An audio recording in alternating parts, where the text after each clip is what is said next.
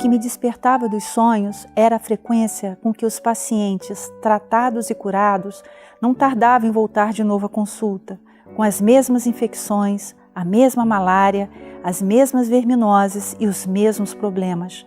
Mais que problemas médicos, eram os problemas socioeconômicos que eu via pela frente.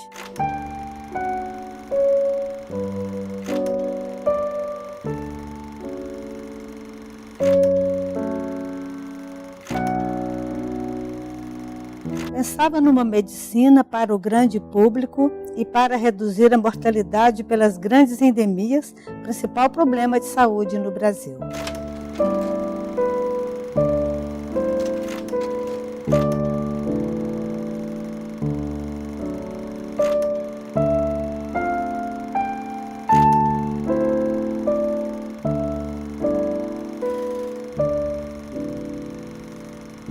Tudo ia bem, até que no 1º de abril de 1964, o Brasil sofreu o choque violento de uma ditadura militar. Dias depois, fui despertado com a notícia de que havia sido caçado pela ditadura e queria ser preso como subversivo.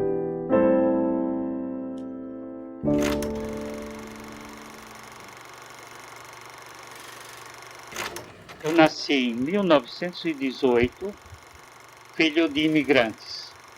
Mãe italiana, pai espanhol. E depois tive mais 2 irmãs, aliás gêmeas. E comecei mesmo o ginásio no Mackenzie, mas depois acabei indo para o ginásio do estado, da capital. A partir daí, toda a minha formação foi feita em escola pública. De modo que, apesar de meus pais não terem muitos recursos, isso permitiu que eu completasse toda a minha formação em São Paulo, no ginásio do estado e depois na Faculdade de Medicina da Universidade de São Paulo.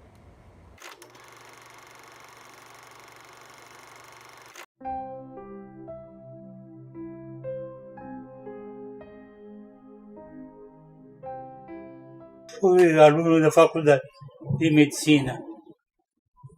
Aluno do professor Samuel Pessoa, entusiasmado pelo ensino dele, ensino de parasitologia, porque o Samuel Pessoa dava um ensino que era um misto de ciência médica e de ciência social, por isso que na época interessava meio mundo. Nós estudávamos a medicina dentro de um contexto sociológico, procurando saber por que da doença, né?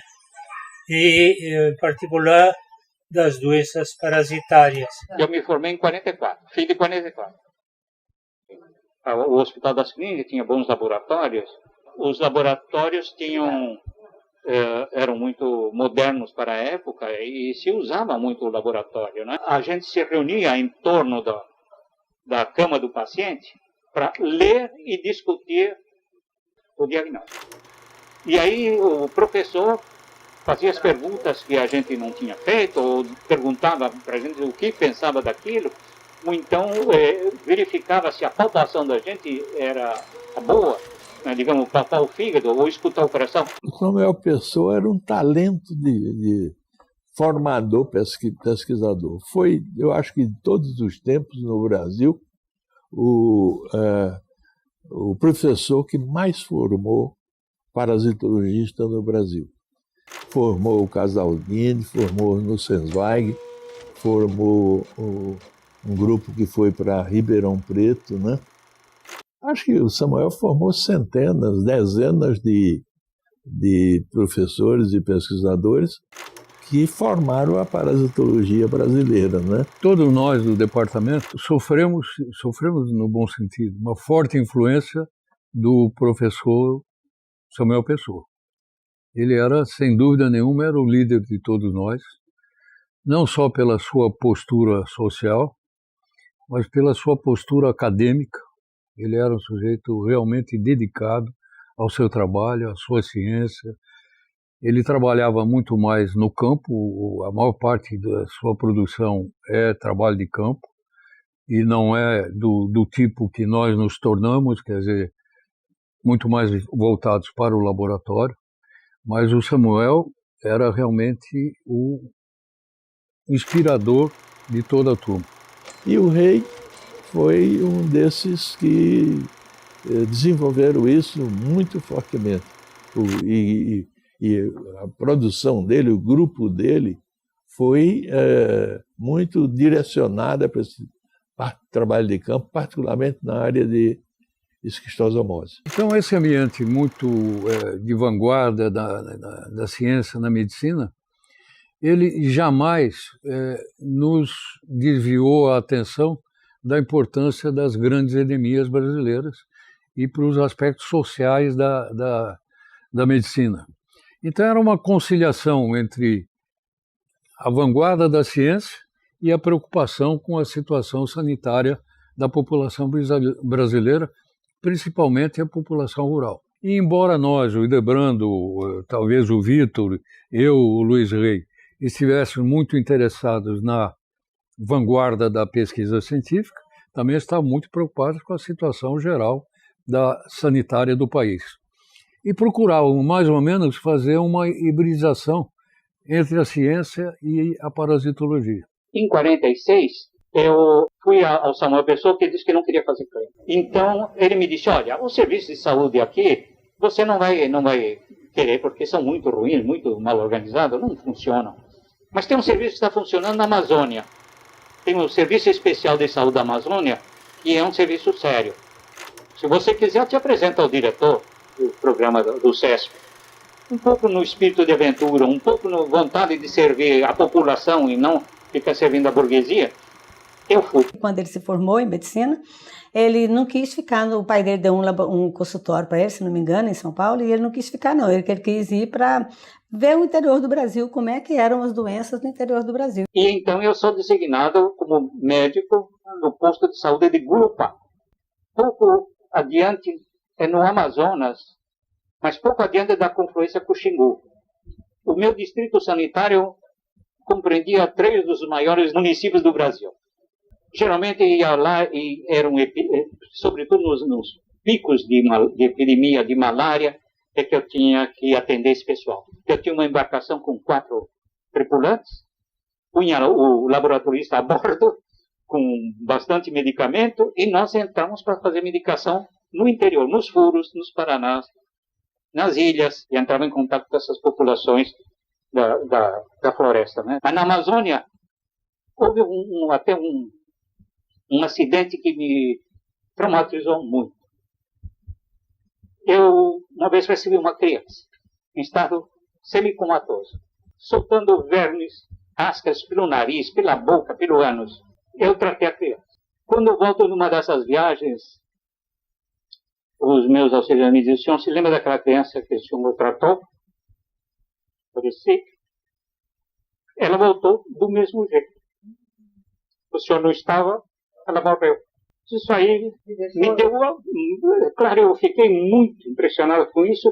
Quer dizer, ali a sensação de impotência era muito grande. Aí eu disse, não, eu preciso estudar saúde pública. Eu sou um clínico de hospital, aqui eu não funciona, não sei como resolver esse problema. Fiquei lá quase 2 anos, né? Mas aí eu resolvi, então, voltar para estudar saúde pública, que eu acho que é o que me estava faltando, porque as escolas médicas não ensinavam saúde pública, 0 de saúde pública. Formavam clínicos para a clínica privada, para o grande hospital. Então eu volto. Mas eu tinha uma vontade muito grande de conhecer mais o Brasil.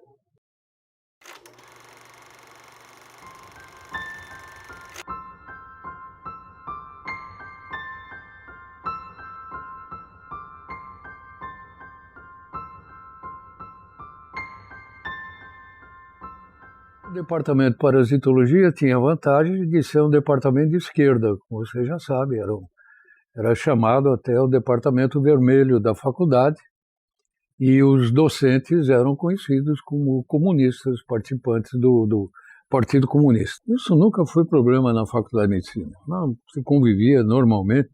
Isso sequer era discutido, evitava-se discussões políticas. Não havia nenhum tipo de isolamento, discriminação, ou qualquer coisa com relação à política do departamento. E assim passaram-se os anos. A Faculdade de Medicina estava numa fase muito favorável, a ciência estava numa fase muito favorável, era quando se tinha descoberto a dupla hélice do DNA, com a sequência de aminoácidos nas proteínas, o retículo endoplasmático na célula, quer dizer, era um momento muito efervescente na Faculdade de Medicina. E nós tínhamos reuniões muito frequentes, semanais, sobre aspectos novos da medicina. Mais tarde, as nossas reuniões vão ser acusadas injustamente, absolutamente injustamente, não preciso esconder isso de vocês, vão ser acusadas de reuniões subversivas. Não tinha nada disso, absolutamente nada. Podia ser subversiva para o estabelecimento cultural da faculdade, que era muito erudito e pouco experimental. Era aquele estilo do professor catedrático que era dono da verdade, né, e não questionava o fato através da ciência. Talvez fosse subversivo nesse sentido, mas politicamente eu garanto para vocês que jamais usamos a faculdade para qualquer ação política.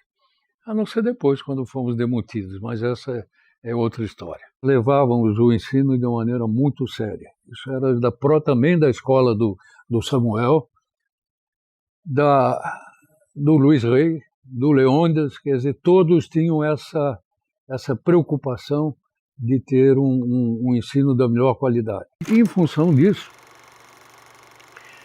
em algum momento nasceu a ideia, eu não consigo precisar se foi dos alunos, se foi do departamento, se foi do centro acadêmico, mas eu sei que o Luiz Rey foi um dos inspiradores do que nós viemos chamar de bandeiras científicas. Em 1961, os estudantes vieram a mim, nas férias vieram a mim e disseram: nós estávamos pensando em organizar uma excursão para fazer inquéritos no interior. Eles estavam muito influenciados pelos nossos cursos de parasitologia, estavam muito motivados. E queriam fazer alguma coisa, não só no laboratório, mas no campo. Bom, eu topei o negócio, eles organizaram a caravana, 36 pessoas, conseguiram da Companhia Paulista de Estradas de Ferro, emprestado um vagão dormitório. E nós embarcamos para Mato Grosso, hoje Mato Grosso do Sul. Então, fomos ali para Corumbá, Aquidauana. Eu me lembro que o Leônidas levou uma turma para Macapá e a Ilha do Marajó. Foi para lá, Amapá e Ilha do Marajó. O Luiz Rey levou um pessoal para o Pantanal e eu acabei levando o pessoal para o Nordeste, para o São Francisco, e fizemos a sede em Furnas. A gente ia de casa em casa, explicava o que a gente estava fazendo, colhia fezes, claro que a gente distribuía os recipientes num dia e no dia seguinte ia buscar esses recipientes, levava para um laboratório, um lugar onde os comiam, geralmente um posto de saúde, etc., e formalizava o material. Eu queria que o pessoal visse essas parasitoses como eram. Fazíamos também visita às atividades econômicas da região. Então foi uma coisa muito positiva, tão positiva que no ano seguinte fizemos outra bandeira. E eu levei os alunos para o Rio Grande do Sul, para estudar o problema da hidatidose no Rio Grande do Sul. Eu fui de carro com a família. A família ficou na praia. E eu fui para a zona endêmica. A família resolveu que ia viajar junto. Então, eram 2 Kombis da bandeira científica e mais o nosso carro, que era uma perua. E aí nós fomos, inclusive minha avó, a mãe da minha mãe, estava junto. E nós fomos, nós 5, mais minha avó. Aí eu era muito pequena, eu tinha 4, 5 anos. E a gente ia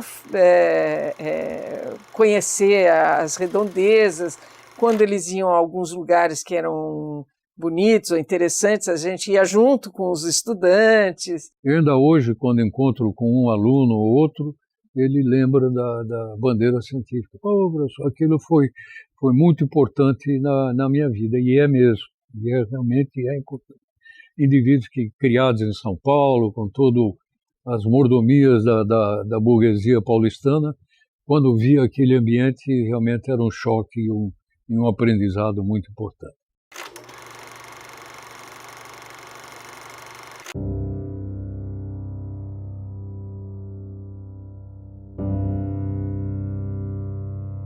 De repente, no dia 31 de março, veio o golpe, veio a notícia do golpe de Estado. Aí o ambiente, a partir do golpe, o ambiente começou a ficar bem mais tenso na Faculdade de Medicina. E o que não tinha de política, de confronto político, passou a ter. Logo depois, eu acho que em abril ou maio, instala-se na Faculdade de Medicina uma comissão de inquérito policial militar. Os caras mais experimentados, como eu, o rei, isso não era problema. Você não se comprometia, dizia que era simplesmente intelectual de esquerda, não tinha que se aprofundar em detalhes. Mas para os docentes que não eram ligados a gente e que de repente se sentiam meio acuados e acusados também, isso era um clima de terror e eles ficavam realmente com muito medo.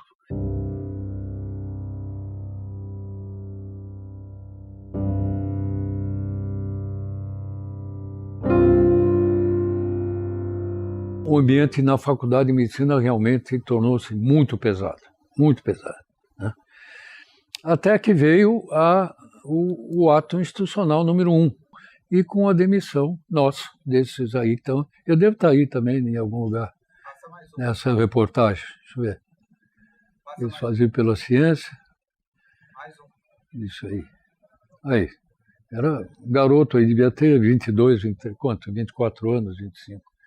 Porque nós fomos demitidos nos últimos dias da vigência do ato institucional número 1, que foi em 12 de dezembro.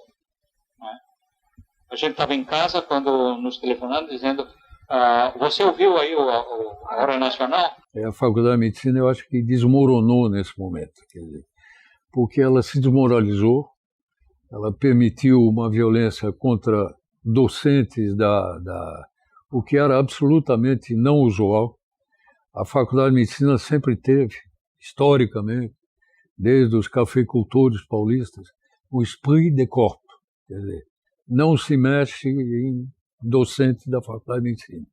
E o golpe militar quebrou isso, inclusive foi um choque para muitos que eram conservadores. O rei, evidentemente, o Luiz Rei, como todos nós, estava profundamente envolvido nisso, foi cassado. E também abandonou a Faculdade de Medicina profundamente desgostoso. Quando foi para a Justiça Militar o processo, o IPM, o promotor pediu a prisão preventiva dos indiciados. Quando eu vi isso, né, isso me lembra até uma canção, um samba que diz assim, Deus me deu perna comprida e muita malícia para correr atrás de bola e fugir da polícia. Eu comprei uma passagem Rio, Caracas, México e mandei um telegrama para o Torrealba. Chego aí amanhã às tantas horas.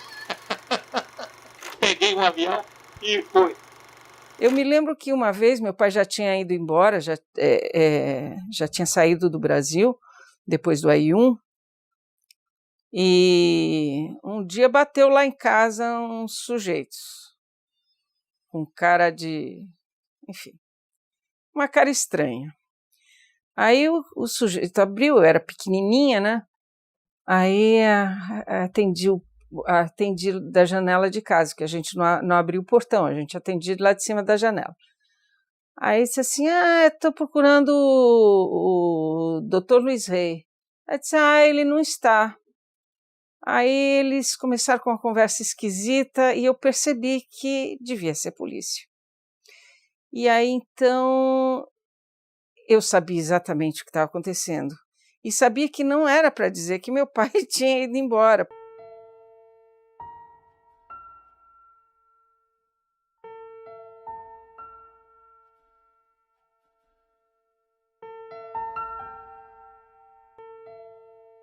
Bom, um instrumental para o inquérito policial militar e depois o julgamento na Justiça Militar foi uma carta anônima, eu disse, escrita por uma técnica da Maria Dini. Particularmente, ela é ofensiva a todos nós, mas por razões que eu desconheço, é muito ofensiva ao rei e à Dora, muito ofensiva ao Debrando, a mim, sobre vários assuntos, né?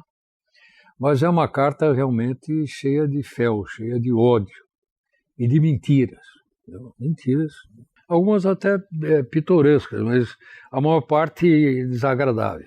O governo militar criou uma comissão geral de investigações com sede no Rio. Eles recebiam os processos e analisavam. E chegaram à conclusão que o processo da Faculdade de Medicina é pura fofoca dos velhos professores contra os novos professores, os assistentes. E mandaram arquivar o processo. Ele e minha mãe resolveram que nós íamos voltar. E voltamos em 68. Aí meu pai foi trabalhar na Faculdade de Saúde Pública, que na época chamava Faculdade de Higiene. Aí nós ficamos aqui. Quando foi em 69, né? Saiu o AI-5. Quando eu fui demitido, continuei dando aulas em Taubaté, mas por pouco tempo, porque logo saiu um adendo ao ato institucional número 5, que dizia que quem tinha sido cassado nas universidades não podiam trabalhar em nenhuma outra escola ou instituição financiadas pelo governo. Então eu tive que me despedir do pessoal de Taubaté. Eu estava chegando em casa naquele momento e tinha uma perua do DOPS, eles me pegaram, jogaram na perua.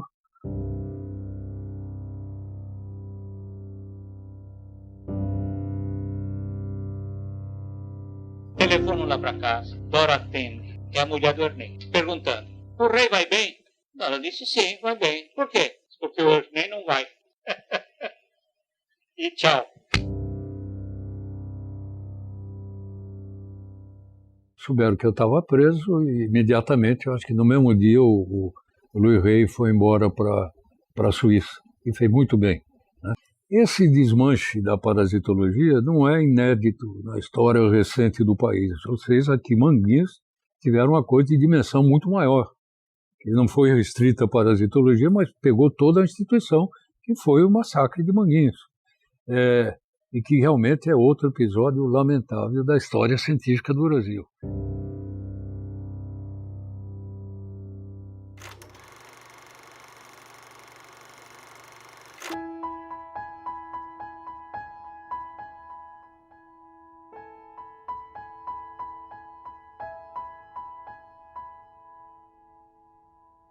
Eu fico em Paris, na casa do Luiz, mas antes eu estava negociando, procurando emprego no exterior. E nessa procura eu apresentei minha candidatura para a OMS. E me comunicava também com a Ruth, o Vitor e tal, etc. E disse para a Ruth que eu estava querendo ver se conseguia um emprego na OMS. Porque ela era muito ligada à OMS, porque eu estava no programa de malária da OMS, né? Trabalhando em vacina e tudo mais. O entrevistador era um russo, um médico russo. Ele estranhou e disse: mas por que você veio e não esperou o PTA? O senhor sabe o que está acontecendo no Brasil? Ele disse: é por isso que eu tive que sair correndo. Eles não contam isso para ninguém. Porque a OMS não quer complicações com governos. A entrevista está feita, você pode assinar o contrato.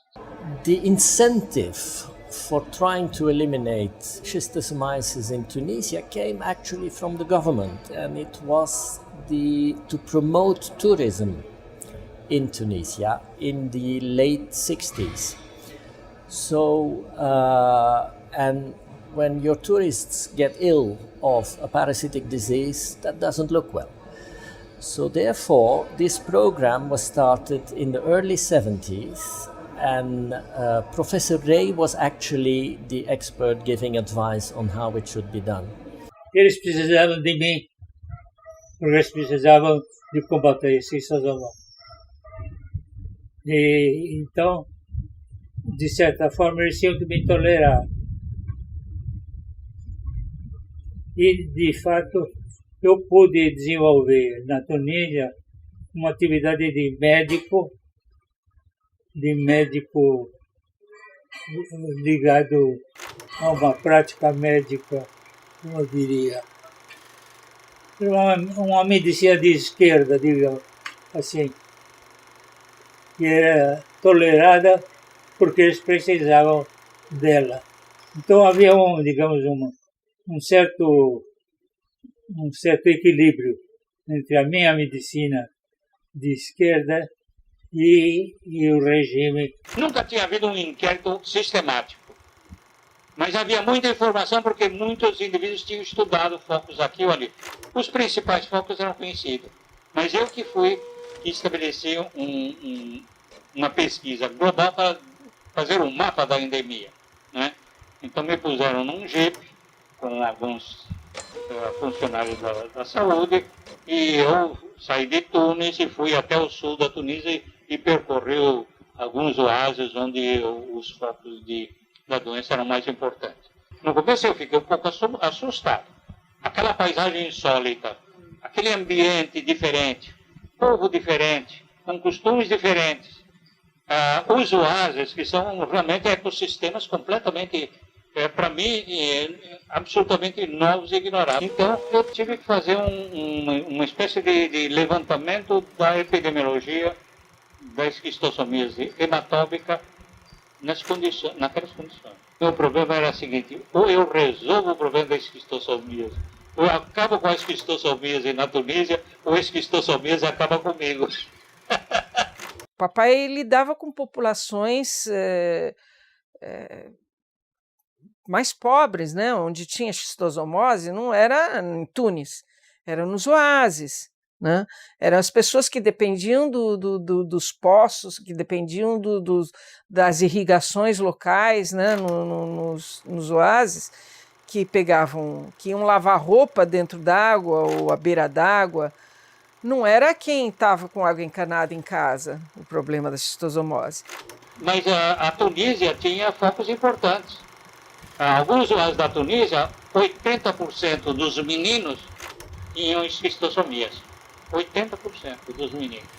E as meninas um pouco menos. Então o problema era um problema sério, né?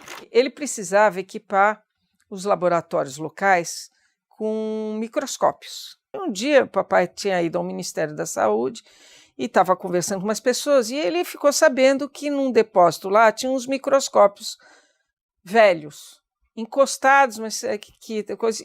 Aí ele pediu para ver. Chegou lá, encontrou uns 20 ou mais microscópios Zeiss maravilhosos que estavam jogados. Aí ele perguntou para o pessoal do Ministério se eles não podiam doar aquilo ali que estava sendo considerado sucata para a campanha. E os caras disseram, pode, isso é lixo mesmo, pode, mas o que o senhor vai fazer? Eu disse, eu acho que eu posso dar um jeito nisso aí. Ele levou os microscópios lá para casa.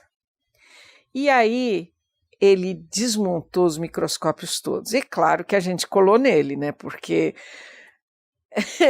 hoje tem Lego, né? Para nós teve microscópio. Foi um tal de desmontar o microscópio. Então ele remontou e com isso ele conseguiu, 15 microscópios, 18 microscópios inteiros, perfeitos, funcionando maravilhosamente.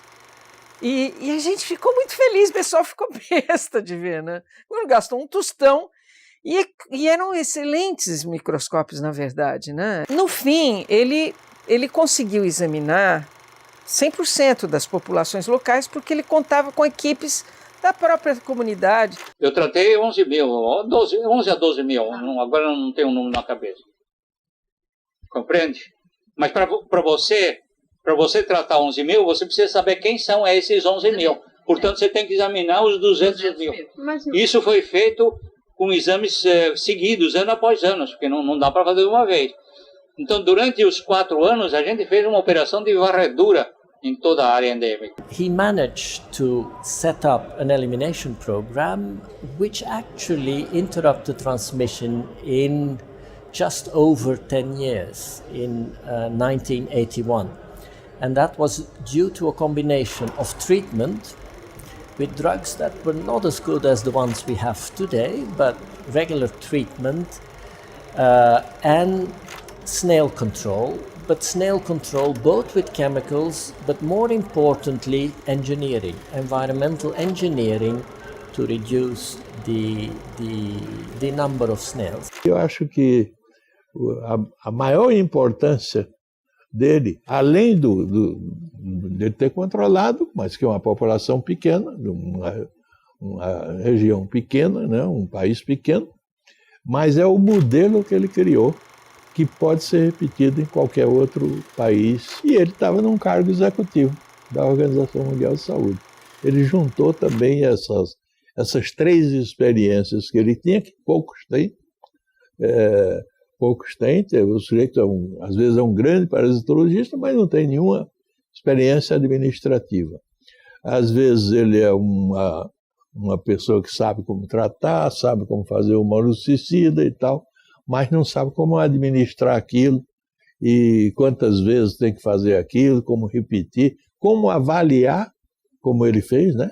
Avaliou várias vezes, ele foi várias vezes à Tunísia ver se que tinha realmente concretizado a coisa e comprovou isso. E eu passei a ser muito chamado, né? Para a África, para América Latina. E aí depois aí o meu prestígio subiu e o pessoal então me mandava, quando tinha um problema duro, era eu que ia.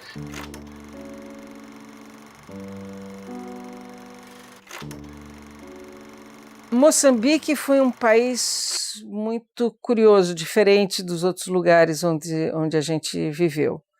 Porque, por um lado, o povo tinha acabado de vencer uma guerra de independência, que foi uma luta popular. Então, as pessoas estavam muito felizes, muito eufóricas dessa conquista, né, de independência, de identidade, e isso você via estampado na cara das pessoas. Ao mesmo tempo, o país estava extremamente depauperado por conta, por um lado, da invasão de pessoas que levaram também valores, né? E por outro lado, num pós-guerra que foi sangrento. O que ele contou de Moçambique é que lá, eu chegou lá e havia um curso de medicina que não tinha poucas matérias básicas, tinha mais a parte clínica. Então ele falou assim, ó, tá, principalmente parasitologia, que é o dele, eu falei, não tem, vamos fundar então uma cadeira. Então ele abriu, fez a disciplina de parasitologia, do nada, assim, começou a pegar material no campo, protozoários, observou e começou a ensinar. De vez em quando, determinada área do país ficava interditada. O exército fechava porque estava tendo conflito lá. E aí, se você tivesse desenvolvendo um estudo, uma pesquisa, tinha que parar. Foi um país de um momento muito peculiar, né, da vida dos meus pais.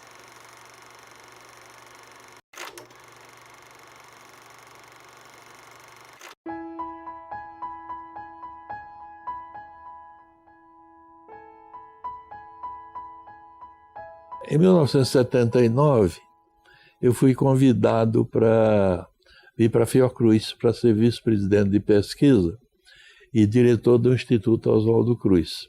Eu já estava na casa do rei, até que acho que foi na última vez que eu fui lá, ele me disse, olha, daqui a um ano eu vou ter que sair da Organização Mundial de Saúde, vou me aposentar na Organização Mundial de Saúde. Aí eu disse, e o que é que você vai fazer? Aí ele disse, vou escrever os meus livros. Eu vou escrever os meus livros. Eu disse, não, você não vai escrever os seus livros. Você vai para a Fiocruz, que eu fui convidado para ir para a Fiocruz e estou encarregado de trazer boas cabeças para a Fiocruz. Ele deu uma contribuição, eu diria, enorme. A maior contribuição, além dos livros, que isso independe da posição dele na Fiocruz, né? Como eu disse no início, é o grupo que ele deixou e que continua os trabalhos dele e o desenvolvimento dos trabalhos dele. Nós ficamos sabendo que o Dr. Rey vinha para a Fiocruz, o Luiz Rey, ficou todo mundo assim. Olha, eu particularmente, que vinha de uma universidade do interior, né, era a primeira vez que eu ia ter um contato com o autor de um livro que eu tinha estudado, que era, por sinal, nesse livro de parasitologia aqui, ó, desse vermelho, nas primeiras edições, que a gente tinha estudado lá em Goiânia. Eu fiquei assim fascinada, eu falei, nossa, eu preciso conhecer, eu nunca vi um autor de um livro. Foi aí que eu conheci o professor Rey, do livro de parasitologia, Rey, né, no meu tempo de acadêmica de medicina, um livro de parasitologia, e o Dr. Rey estava ali sentado à mesa comigo, ele me perguntou o que eu fazia, e eu tive a oportunidade de dizer que eu estava fazendo a minha tese de dissertação em Rickettsia, e para minha surpresa, de imediato ele me perguntou se eu poderia ler os termos referentes às Rickettsias que estavam no dicionário dele, porque ele estava na época fazendo uma nova edição. E eu me espantei, porque ele estava me conhecendo ali como uma aluna e estava me prestigiando. Uma das primeiras assim, características, né, da personalidade do professor Rey, que eu vim a descobrir que foi muito grata, era essa extrema liberdade, ele como chefe do grupo, que ele dava aos pesquisadores para executarem os seus projetos. É a visão, por exemplo, da OMS, né? A gente só fala em One World on Health. O Dr. Rey já tinha lá atrás. E é por isso que ele não usava essa liberdade de expressão, liberdade de trabalhar. Então, assim, o laboratório do Dr. Rey tinha médicos, tinha epidemiologistas, tinha parasitologistas, tinha gente assim, mais especializada em saúde pública, e tinha zoólogo, e tinha ecólogo. Então ele criou um grupo multidisciplinar, porque já tinha essa visão ampla de ciências, essa visão assim, integradora de disciplinas. O Rey teve um dom, um dote, de ser extremamente didático e sistemático. Ele era extremamente minucioso nas coisas que ele fazia. Sei porque eu participei da livre docência dele, e ele anotava tudo, e eu aprendi até isso com o Rey, quer dizer, para fazer ciência direito, você precisa anotar. Era impossível ir assistir uma palestra do professor Rey, focada, temática, num assunto de saúde, de qualquer, mas que não houvesse, por parte dele, um engajamento político-social. A questão dos determinantes sociais em saúde. Então, assim, ele não só contextualizava aquela problemática de saúde na questão da miséria, da pobreza, da falta de saneamento, isso era óbvio que ele sempre pontuava muito, que, ou seja, não se resolvia o problema de saúde só com o remedinho, tinha que haver transformação social. Tinha que haver transformação das condições de moradia, das condições de saneamento. O Rey gostava de ensinar. Não é só em aulas formais. Mas se você pedia uma informação, como é que é esse negócio do esquistosoma, ele não se importava, ele levava um longo tempo te explicando como é que era, como é que evoluía. Pai, que é isso aqui? Isso era a pergunta fatal para o meu pai. O quê? Aí eu abri o livro, pegava a figura mais complicada que eu tinha achado no livro, disse assim, me explica, pronto. Ele ficava sentado horas, às vezes a mamãe chamava a gente para jantar, e estava eu e o papai lá sentado e o papai explicando. Então, eu era novinha. Eu já sabia estrutura de átomo, emissão de raios, frequência, transmissão de luz, de som, não sei o quê. Se você chegasse para o papai e pedisse uma explicação, ele ia te mostrar um mundo ali. Os meus filhos são todos médicos. Tudo médico. Eles acham que meu pai leva uma vida tão boa que é melhor seguir a mesma.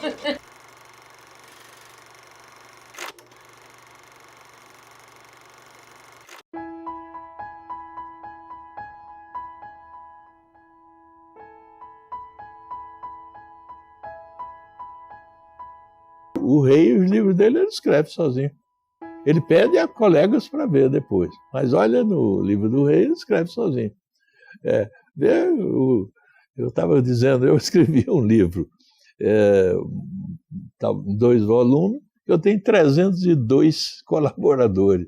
O Rey tem um livro que é 1/3, ou melhor, seria mais da metade desse meu livro, e aí ele escreve sozinho esse livro. Então ele é capaz de escrever qualquer capítulo, se nós dermos a ele um bom capítulo, ele é capaz de fazer. Isso é raro, é preciso uma formação muito completa e complexa que ele tem. De modo que mas são os 2 livros de parasitologia, o Pessoa e o Rey. Não tem outro no Brasil.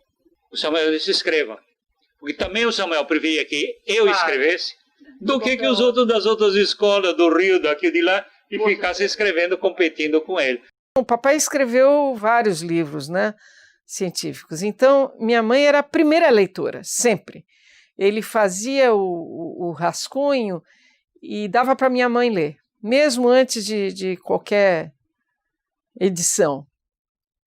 E aí tinha duas coisas que minha mãe fazia. Além de corrigir o português, ele dizia: Dora, se você não entender, eu tenho que escrever de novo, porque eu quero que meu texto seja entendido por pessoas, mesmo que não sejam da área específica. Eu lia os trabalhos, lia e dava os palpites, né? Fazia crítica. E se houvesse problema, eu aumentava, né? Melhorava. Você não pode ensinar sem ter um dicionário. Você tem que explicar a sua linguagem. Só isso já diz que você precisa de ter um dicionário. Para qualquer coisa você precisa ter conhecimento. Se você dá aulas, se você escreve, tudo, precisa ter uma forma de definir os seus termos. A gente depende das palavras. Eu venho às vezes um aluno para a gente perguntar o que é que o senhor acha, e disse assim: eu digo, você já olhou no rei? Olha no rei, depois a gente conversa. ele quando volta de ler o rei e a coisa, ele já volta bem melhor.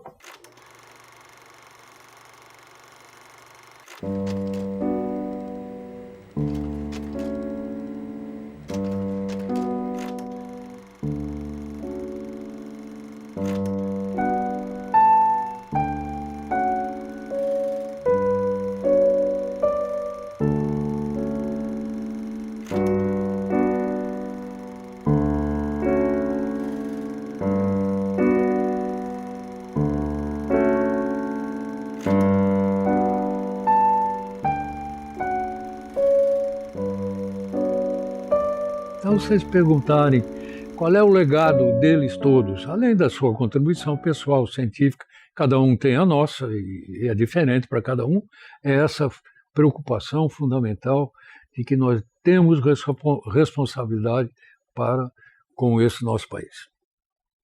E o rei deixou um legado inquestionável nesse sentido. O Dr. Rei foi um cientista mesmo, né? Com experiência de laboratório, experiência de consultório, experiência de trabalho de campo, de pesquisa de campo. Então esses são os grandes legados, sabe? A visão de ciência, a visão dos problemas de saúde, o bom humor que ele enfrentava as coisas, assim, aquela coisa, né? Vamos endurecer, mas perder a ternura jamais. Scientists like Professor A have been pioneers and visionaries, shaping what we are doing today, and also shaping us who do the job today. So in that sense, I think they built solid foundation for what we are now able to carry forward.